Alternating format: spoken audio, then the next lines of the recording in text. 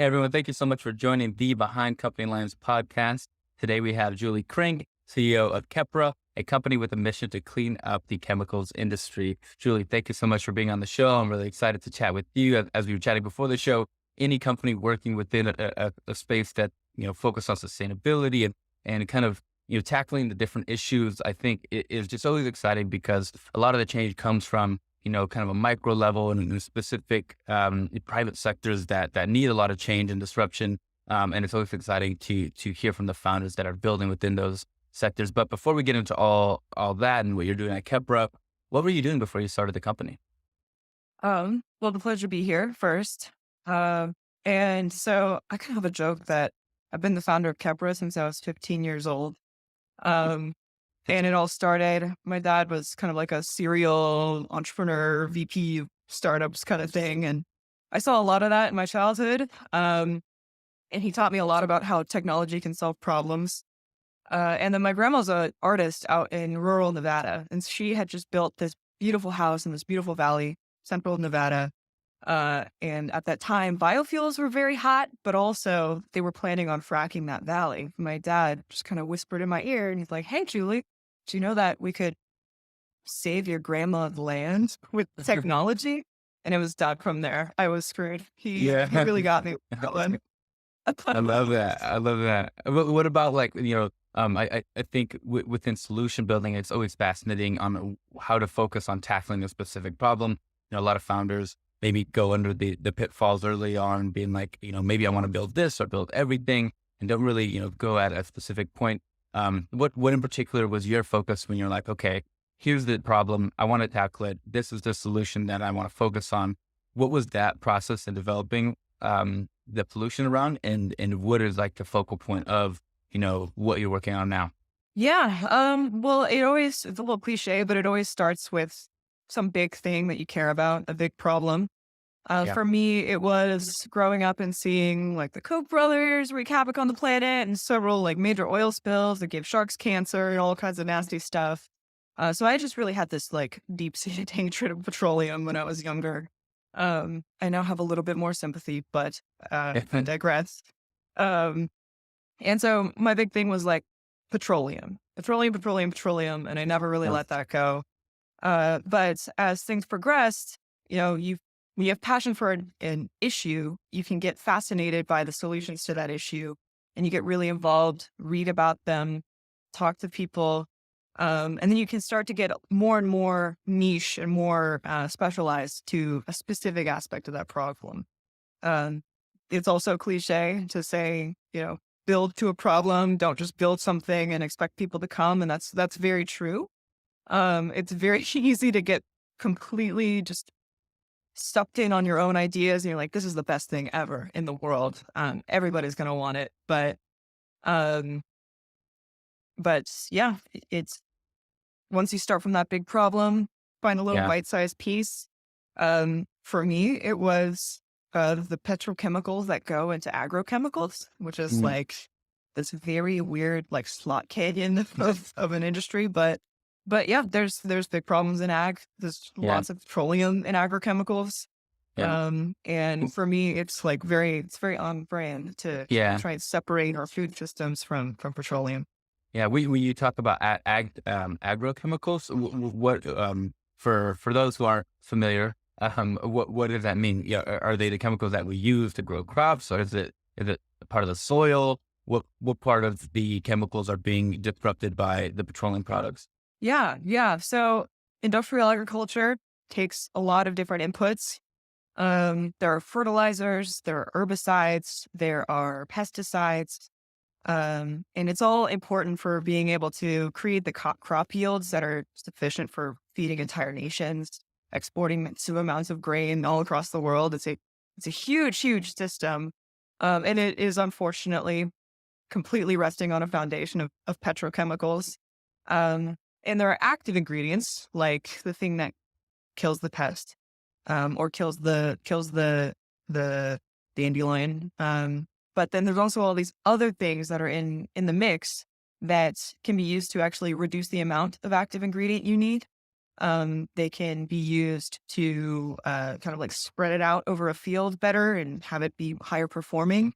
And we do have an opportunity to very easily replace those things that kind of support these sort of more technical parts of the agrochemical with completely bio-based solutions. Yeah. For the petrochemicals, there's some benefit to how they kind of support crop growth, but you're saying that there's other additives in there that are just bad for humans, I guess, and also is it bleeding into the crops that we're consuming? Is it leaving like the land desolate? Yeah, I'm curious on where the impact is or how far the impact spreads. Yeah. So let's take an example. Roundup. It has a pesticide. No, it has an herbicide. Sorry, and it called glyphosate. It's Mhm. very much in the news. This glyphosate Yeah. thing, not great for humans. But in order to optimize the usage of glyphosate and reduce the amount that you have in your formula that you spray out over the field, you have something in there called a surfactant, or like a wetting agent. And basically, this is something that doesn't actually aid in killing any unwanted unwanted plants, but it just helps get the glyphosate into the soil, into the plant, so that you can, or it helps target Mhm. certain things that you don't want growing. The problem is a lot of these things. The most notorious one is called nonylphenol ethoxylate, which I wouldn't blame you if you weren't able to kind of get that one rolling off the tongue. So it goes by NPE. And it is an endocrine disruptor, and it actually hurts fish and humans. So it runs off of the fields into our waterways. Then we drink that water. And it's not great for your health, and it bioaccumulates.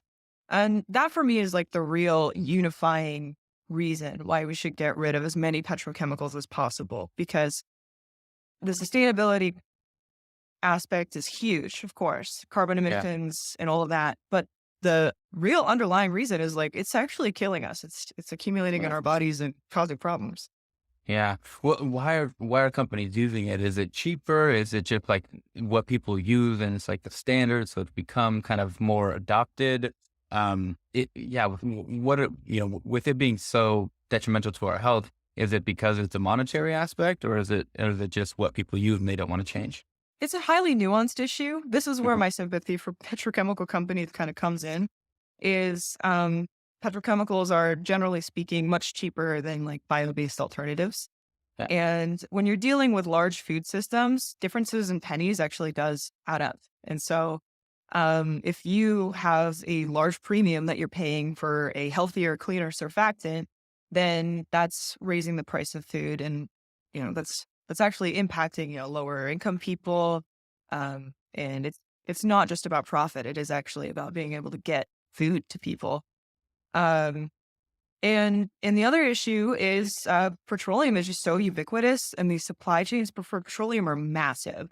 So yeah, you could be completely enthralled with this biosurfactant. Could even be really cheap, but the problem is it's just really hard to procure enough of these kind of novel biosurfactants in order to completely replace, like Roundup. There's so much Yeah. Roundup in the world, you wouldn't be able Yeah. to just like wipe out all the petrochemical in that overnight. It takes a lot of time.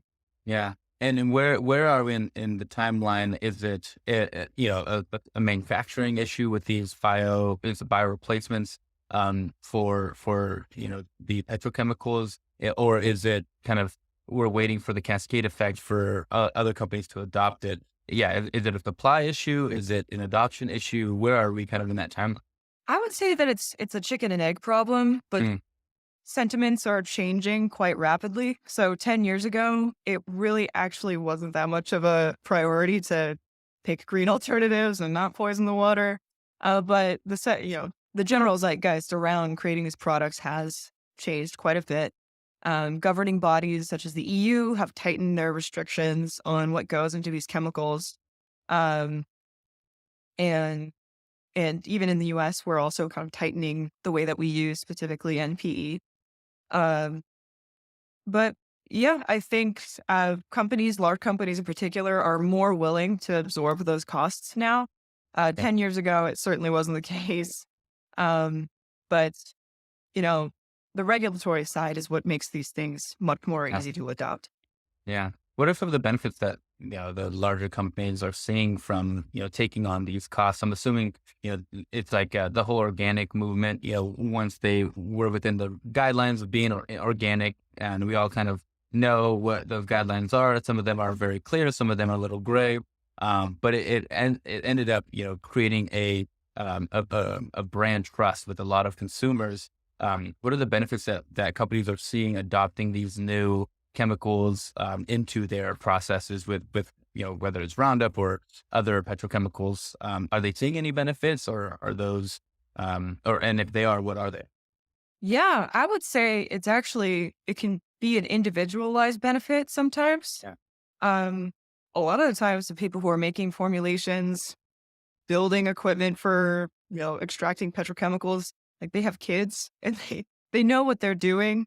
Nobody's really in denial anymore. They certainly were again 10 years ago, 20 years ago, but that very much has changed. And I think that there is definitely a lot of internal motivation from people in companies to actually change. Hmm. Um, and then the other benefits are, of course, you can reduce your different sources of emissions, either like transportation emissions or scope 3 emissions are the emissions that are associated with the materials you used.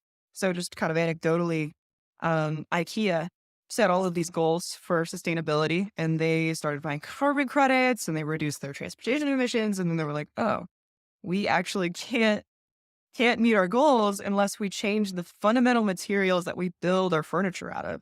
And so then they turn to their suppliers that make like the plasticky coatings that go on their plywood furniture. And they're like, hey, I want to bioplastic and I want it now. Which is, a great challenge. A lot of the existing companies that make these things are not actually equipped to turn on a dime and make bioplastics, Hmm. which is where startups come in. Yeah. Um, and yeah, there's definitely a wave of change coming. Yeah. I'm a YouTube videos with, there's super innovative products in other countries where they're like, startups building within sustainable materials and using old materials. I think there was one thing that's like using, or creating leather out of mango skin. And that it's Yeah. so amazing that the unique way that they're using it. Are we seeing kind of a large transition into, because you mentioned startups, big companies kind of collaborating with these startups to utilize kind of better sustainable building methods? Is that a big adoption? Is that a small adoption? Where are we on that? Yeah. So, pro tip to whoever's in the audience and wants to, start a sustainable materials company. There are scouting firms and corporate venture accelerators that are completely dedicated to sourcing startups to integrate into like different pilot projects, for example. So there's lots of money being spent on finding new materials. Um, Not all big corporates are created equal. Some of them think that the little tiny startup, is going to act like a big corporate, and that doesn't work very well. But some of them are pretty savvy. Yeah, yeah. And shifting into Kepra, what in particular are you focused on, and the change that Kepra is kind of making within the partnerships or the customers or consumers that you're affecting? Tell us a little bit more about what you're building and kind of what your target is for, whether it's the next couple years or the for forever future. Yeah. So Um, I would say that the priority is industry electrification because there are huge amounts of carbon emissions from chemicals manufacturing, just burning oil in order to make other things for energy. And so phase one is definitely we're focusing on smaller markets but higher value chemicals.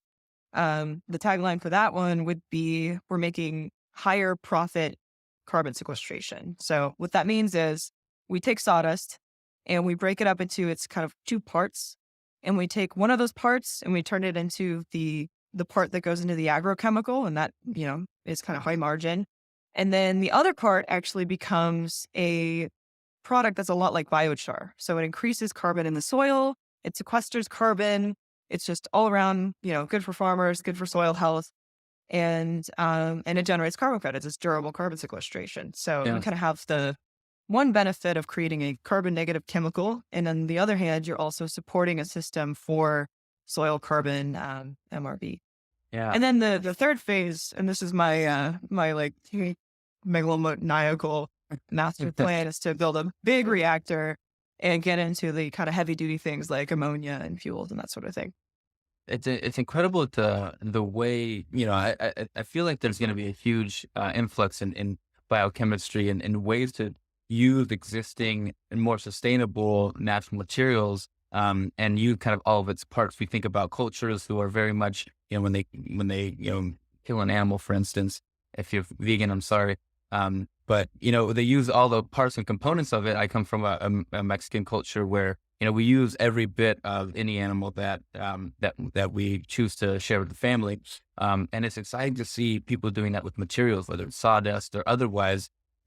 If they're causing, do you feel that this is going to cause a big change in, the types of, I guess, educational or industry focuses that younger generations are going to have, kind of moving into a more sustainable future? Are we seeing any changes there? Yeah, I'm just curious from your point of view. Interesting. Yeah, no, I love that. I love use the whole animal concept. And that's definitely something we try and integrate in what we do with Khepra. From an education standpoint, I think that one thing that's actually really growing quickly is the use of microorganisms as kind of like cellular factories. And that is something that's growing very fast.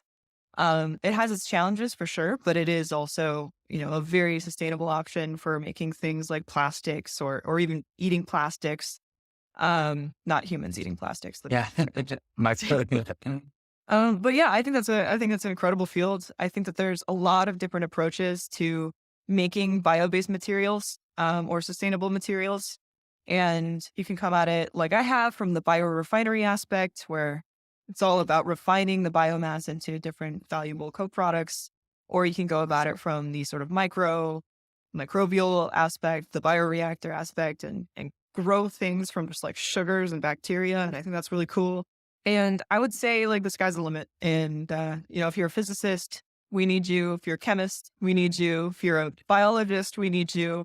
There are incredible systems in nature that do all the things that we need to do. They've been refined by millions of years of evolution. So like if you're a marine biologist and you've studied fish gills, the way that fish gills work is actually a really efficient way for separating out different products that you want from a product stream.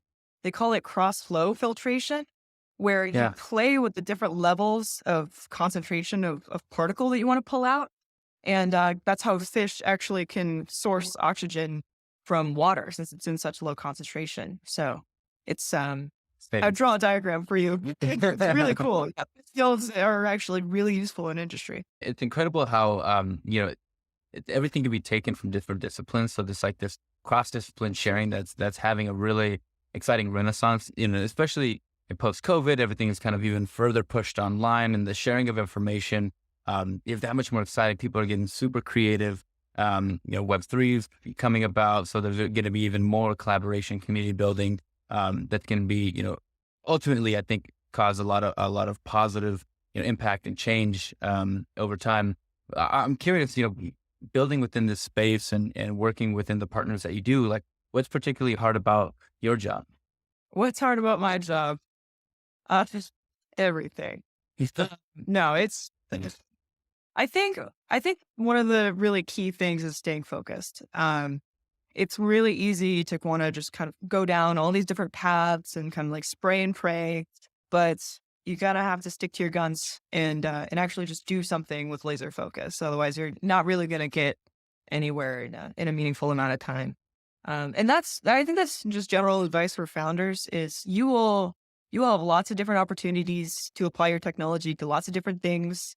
Lots of people, particularly VCs, will tell you things that maybe you don't want to hear, or they phrase it like it's like such great sound advice, but it's just kind of can confuse you and diffuse where you're going. And the main thing is just kind of picking a point, sticking to it. Yeah.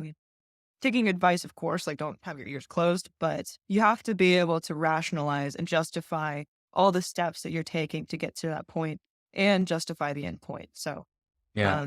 self-examination is like a really key factor in being a founder. Yeah. In regards to your industry and the partnerships you're making to kind of move whatever their incumbent system is for burning fuels to get electricity to then create the chemicals. What's the challenges that you face in kind of convincing someone to adopt a different method of doing something that they've been, doing for so long? What are the ways that you can are you building solutions that, cater to their specific system, kind of grow with them in a sense? Or is it kind of shifting their production to be completely different? Like where's the back and forth in that? Yeah, so I'd say that if you're going to come up with a sustainable material or a sustainable product, sorry, I have dogs. The way- That's taken. Then drop in is always better than trying to change somebody's yeah. entire process. Um, that's why at Khepra we plan on selling chemicals and not equipment, even though we build our own equipment. Mhm. Um, because it's just way easier to have something and give it to somebody and they just swap something else out. What's the process behind helping somebody transition into kind of either a new style of production or a better way to produce a product or service? And I mean, what you said was pretty brilliant, which is like to swap out, make it an easy swap out. It's like changing the type of milk that you use, that you drink if you want a better product at home. It's really that ease of transition that kind of creates a lot of the movement forward. Tell us a little bit more about, the traction that you're having, the partners that you're working with. How many people have you helped kind of transition into a more sustainable operating style? And then where are you excited about kind of finishing this year and moving into next? Yeah. So over the next year, we're planning on building our first ever kind of like true commercial scale pilot facility, producing, hundreds of tons of chemical every year. We already have a partner for that, a lumber mill out in Texas. BJ, if you're watching this, you're the best. Um, it's, so I'm a Californian, but I've been in the deep South for a year and I like work with Texans and like good old boys and Yeah. there's a lot more overlap than people really give credit to. I think that, everybody's a lot sweeter and more understanding than they realize. But Yeah. yeah, so we're looking to build this facility. We're looking to put it at Texas A&M. We're gonna make the soil amendment, the soil carbon thing I mentioned, and surfactant. And we also have sourced some distributors for being able to put that surfactant out in the market. From there, we'd like to increase production volumes and kind of focus on that. Again, stay focused. But then in parallel, at some point, we'd be looking at approaching ammonia fertilizer, actually, because you can actually make ammonia with the technology that we use. The question is like, can you make it in sufficient volumes and at sufficient cost to be able to actually build facilities around that? But Yeah. yeah, we've sourced a partnership with a facility called the International Fertilizer Development Center. So yeah, very excited about the technical development and the commercial development over the next year. Incredible. What are the biggest challenges that Kepra faces today? The biggest challenges, I would say that the the geopolitical conditions of the world are a blessing and a curse, in fertilizer and kind of like a winding down of globalization. People are interested in kind of like homegrown technologies and shorter procurement chains and all that.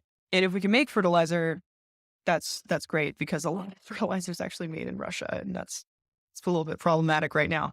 But then the other thing is we are looking, at inflation and recessions. And so people are a little bit, they're concerned. Like they want to stay comfortable, with, Yeah. it's fair. But I think the best thing we can do to overcome that is to kind of create a really strong story about what we're doing and, reduce risk wherever we can. And, it's not unheard of for companies to get launched out of recessions and do really, really well. So that's what I'm banking on. Yeah. I guess if everything goes well long term wise, where do you see what's the long term vision for Kepra? Yeah, the long-term vision for Khepra, I would say, is I want to be vegan Dow chemical. Like I said, I've always kind of had a little bit of beef with petroleum. I would like to have, a big company that is servicing different industries and helping them to decarbonize through electrification and it's sourcing better materials. And just be completely petroleum free. That's the dream. Love that. I love that.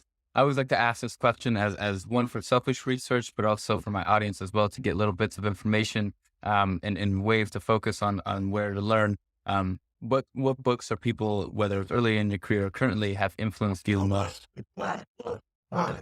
What books? I like to read philosophy. I think philosophy is really like kind of a great way to kind of, from a first hit principles perspective, set yourself up with a good foundation. My brother passed along a kind of like overview of Stoicism to me when I was about 20 or so.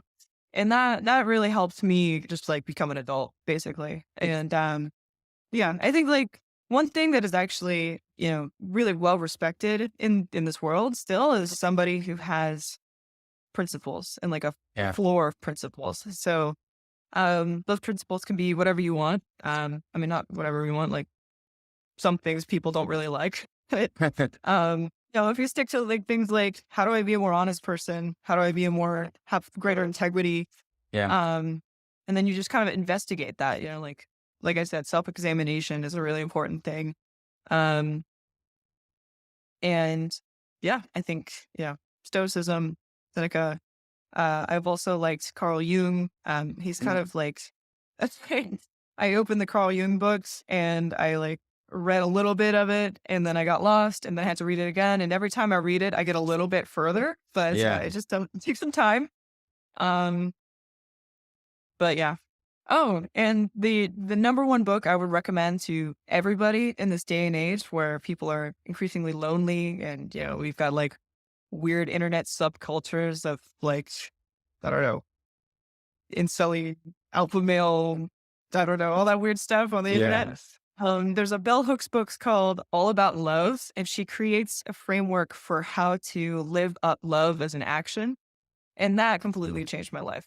I um it's important to have really healthy relationships and healthy communities around you. Yeah. And that begins by you kind of being able to put that out in the world and knowing who you can receive that from, And if you ever had a Yeah. relationship where you're like, wow, this feels wrong, but it's like not outwardly wrong on the outside, Sure. it's good to examine and see like, oh, okay, this is not real love. This is not love being Yeah. and produced through an action. I love that. And love that. That's so fascinating. I love when founders have, the book recommendations because it's like you not only do you get different answers, but you get kind of the principled aspect behind how they view either the world or how they're building. And it's so exciting to learn new things and new bits of information. I've read a little bit about the Stoicism philosophies, and I agree. When people are at least, it's not about being right or wrong, but it's about at least feeling concrete about some kind of ideal that you have and communicating that and with either passion or openness. And so it's exciting to see that, people who are building companies kind of having that consciousness around it. Cause I think that's the evolution of a lot of founders that I've talked to is having conscious kind of activity, and building in ways that are really impactful, rather than thinking about transactional relationships and the bottom line. So it's really cool to see. Exactly. And I know we're close to the end of the show, and I've appreciated not only your special expertise in biochemistry and also sustainability and how our companies looking to transition to just better alternatives for building and manufacturing. But last little bit, I would like to give time for my founders to give us your plugs. What are your LinkedIn? What are your Twitters? Where's your website? Where can we be a part of the mission of Khepra? I'm so bad at social media. Yeah, you can find me at LinkedIn if you Google Julie Kring Khepra. Unfortunately, my LinkedIn like URL thing is just like Julie-K and then just a bunch of numbers because I never changed it. So yeah, find me on LinkedIn. I'm not on Twitter, never have been, and I guess now that's a good thing. It seems like Twitter's kind of facing a reckoning. Yeah. But Yes, yeah, but you can always reach out as well. My email is julie@khepra.io. You can also look up www.khepra.io and reach out through the website. And yeah, very open to conversations of all kinds. So reach out. awesome. Yeah. Well, thank you so much for being on the show, Julia. I hope you enjoyed yourself, and I'm excited to share this with my audience and see how they can get involved. So yeah, thank you again for being on the show. Yeah, it was great. Thank Thank you.